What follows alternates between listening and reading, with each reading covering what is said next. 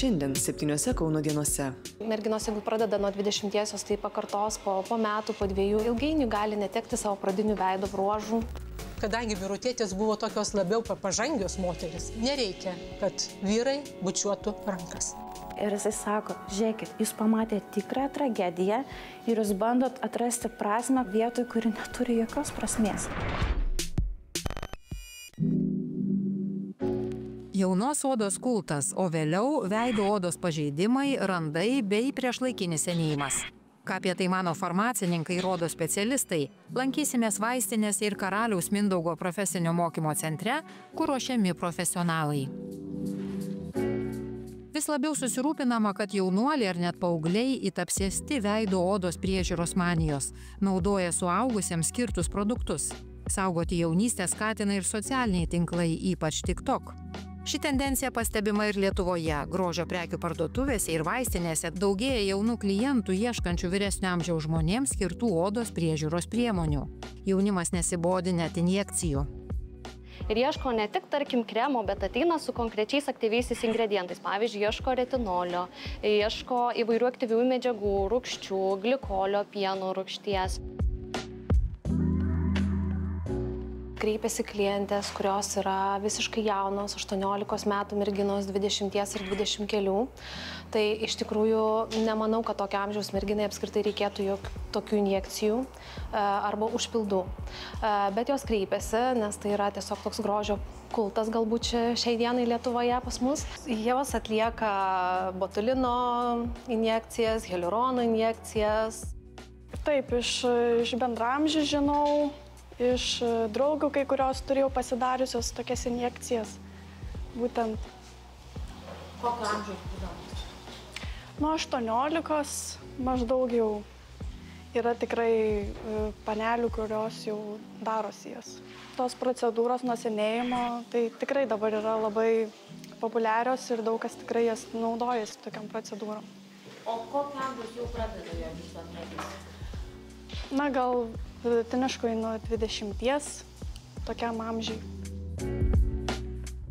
Dermatologai spėja, kad nekaltai atrodantis susidomėjimas brandžiam amžiui skirtą kosmetiką, odos priežiūrą ir procedūromis gali pridaryti daugybę sveikatos, o ateityje ir estetinių problemų. Kosmetikos priemonių sudedamosios dalys, pavyzdžiui, retinolis ar cheminiai eksfoliantai, į kurių sudėtį įeina rūgštis, gali sukelti priešlaikinį jaunimo odos senėjimą, randus ir kitus odos pažeidimus. Problemų gali būti begalė.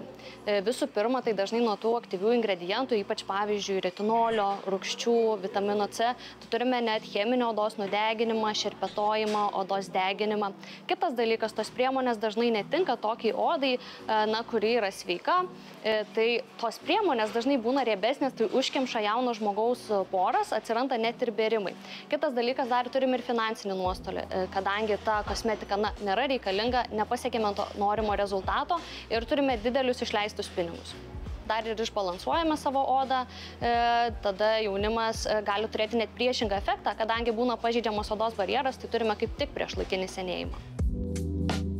Jauna oda, jeigu jinai yra sveika oda, jinai puikiai geba regeneruotis ir atsistatyti. Pernelyg aktyvių ingredientų naudojimas jaunai odai ilgainiui gali prišaukti tokias problemas kaip odos jautrumas, odos pH išbalansavimas, raudonis, ir įvairias ligas, tokias kaip alerginės reakcijos įvairios paskui pasireiškiančios, dermatitai, galbūt kažkokios tai dilgėlinės ir panašiai. Visų pirma, tai pakartotinės tos injekcijos, kurios merginos, jeigu pradeda nuo 20-osios, tai pakartos po metų, po 2 ir tai tampa tendencija. Ilgainiui gali netekti savo pradinių veido bruožų, pakisti veidas. Ir būdamos jos jau brandaus amžiaus, kai jom bus ten 40 arba 50 metų, bet kuriuo atveju jom vis tiek reikės vokų pakelimo operacijos, nes vokai vis tiek užkris. Socialiniuose tinkluose besireiškiantys vadinamieji skinfluenceriai, apie odos priežiūrą kalbantis nuomonės formuotojai, skatina jaunimą rinktis brandžiai veido odai skirtą kosmetiką ir procedūras. tikrai prisižiūri įvairių socialinių tinklų, prisižiūri reklamų ir dažnai ateina tik tam tikro produkto ir kai bandome pakonsultuoti, kad netinka pagal jo odos tipą, jie būna užsibrėžę, kad pagal pateiktą rezultatą socialiniuose tinkluose būtent šito produkto ir nori. Turime skirtingų tipų pacientų. Ateina tokie jauni žmonės, kurie prašo, kad sudėtume visą rutiną nuo prausiklio iki serumo ir kremo, bet turim tokių, kurie ateina, kad reikia būtent šito, tai dar džiaugiamės, jeigu išklauso, kokių atsargumo priemonių reikia laikytis. Tai dažnai po to ateina pas mus, kad jau išspręstumėm kažkokias problemas po to netinkamos priemonės naudojimo. Neretai viskas prasideda nuo smalsių paauglių iškraustomo mamos kosmetikos krepšelio. Dažnai tikrai tai būna, kad panaudoja mamos būtent anti-agingo kremus.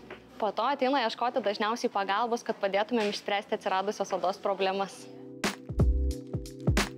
Jo, yra seniau tekę tikrai, kai dar nenusimanydavau tiek, nežinodavau, nesuprasdavau tiek apie tos produktus, apie jų ingredientus, tai tikrai būdavo, kad pasimdavau iš mamos kokį kremą, net nepaskaičius, kas ten yra. Turbūt jauname amžiuje teko, buvo labai smalsu pasižiūrėti, ką naudoja mama. Mano pavyzdys galbūt buvo labai geras, nes kai aš kažko norėdavau, man kažko reikėdavo, mane atvesdavo būtent į vaistinę pasikonsultuoti su vaistininku. Galbūt dėl to ir aš čia atsiradau.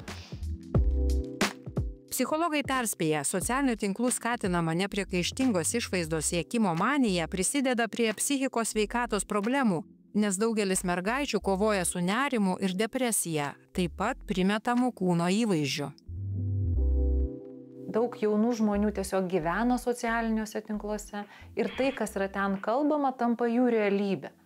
Tai, kas pristatoma kaip vertybės, tampa jaunų žmonių realybė. Jauni žmonės, jie labai yra bekurianti save, savo ribas, savo norus, savo pasaulio matymą ir realybę, užtat yra labai jautrus tam, kas yra girdima. Ir jeigu nuolat matysiu, kad reikia specialaus kremo, kad būčiau graži ir laiminga, nesvarbu, kad man bus 23 metai, aš ir naudosiu tai, nes gyvenu tuo, matau ir tai yra mano realybė, tai tampa mano realybė. Savivertės lygis, stiprumas labai koreliuoja su vartojimu, su reklamomis, su socialinių tinklų peršamomis tiesomis, kurios iš esmės gali nebūti tiesa, bet jeigu aš dar nežinau tiesos savo viduje, tai aš patikėsiu tai, ką matysiu socialiniuose tinkluose. Specialistai nebejoja ir odos priežiūros manija ir susidomėjimas priemonėmis nuo senėjimo rodo gilesnes visuomenės problemas – amžėjimo ir senatvės nepriėmimą bei propaguojamą jaunystės kultą. Man atrodo, kad dabar apskritai toks grožio kultas, ypatingai, kaip sakot, jaunų mergaičių tarpe, jos nori pasidaryti permanentinį antakių makiažą, lūpų makiažą, pasiputlinti lūpas, nors, tarkim, aš, žiūrėdama į tai galvoju, jos natūraliai labai gražios ir tų procesų nereikėtų taip skubinti, jokių stebuklingų tablečių nėra. Aš pati iš šitų procedūrų pati vengiu ir truputį baiminosi ir manau, kad to nereikėtų skubinti.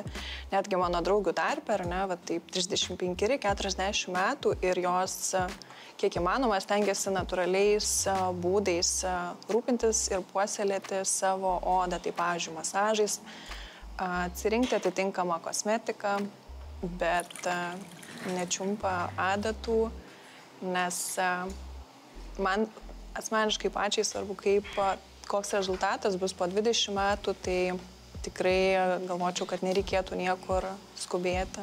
Rodo labai daug mūsų visuomeniai esančio vartotojiškumo, kai žmonės tiesiog vartoja, žiūri reklamas, tiki tomis reklamomis ir tada stengiasi girdėti, daryti tai, kas yra sakoma. Ir čia jau yra dalis aplamai mūsų grožio industrijos, kuri yra labai labai didelė ir stengiasi kiek įmanoma daugiau parduoti tuos pačius produktus ir ieško klientų. O jauni žmonės yra labai imlūs. Iš kitos pusės mūsų visuomenė yra jaunų žmonių visuomenė. labai daug yra sujungta. Jaunas žmogus yra sėkmingas žmogus, gražus žmogus yra sėkmingas žmogus, senatvė, tai yra blogis, atstumimas, vienatvė ir taip toliau. Ir tada mes matom tokį iškreiptą efektą, kai jauni žmonės, kurie dar nėra seni, bet jau išgirdę tai, vibruoja tai jų viduje ir jie stengiasi kiek įmanoma, būti to jaunų, gražių, sėkmingų žmonių kategorijai.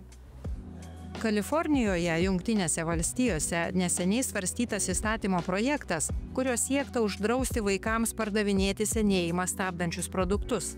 O kol panašios iniciatyvos pasieks Lietuvą, specialistai ragina nepamiršti, kad pernelyg ankstyvas dėmesys grožiui gali sukelti nesaugumo jausmą dėl senėjimo dar paauglystėje, o odos priežiūros manija gali tvirtinti kenksmingus grožio standartus. Todėl ir paaugliams, ir jaunimui, ir jų tėvams reikėtų filtruoti juos pasiekiančią informaciją, kad cheminėmis priemonėmis nesukeltume priešingo efekto priešlaikinio odos senėjimo.